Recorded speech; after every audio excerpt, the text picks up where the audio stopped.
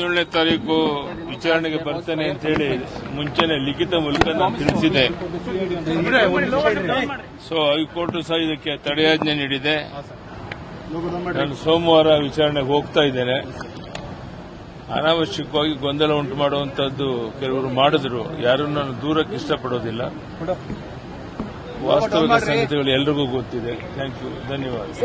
ಬಹಳ ಜನ ಹೇಳ್ತಾರೆ ಸರ್, ಇದು ಉದ್ದೇಶಪೂರ್ವಕವಾಗಿ ರಾಜಕೀಯ ಷಡ್ಯಂತ್ರವನ್ನು ನಾನೀಗ ಯಾರ ಮೇಲೂ ದೂರಕ್ಕೆ ಹೋಗೋದಿಲ್ಲ.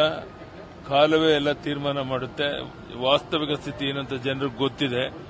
ಸೊ ಯಾರು ಈ ತರ ಕುತಂತ್ರ ಮಾಡ್ತಾ ಇದ್ದಾರೆ ಅವರೆಲ್ಲರಿಗೂ ಸಹ ತಕ್ಕ ಪಾಠ ಜನ ಕಳಿಸ್ತಾರೆ.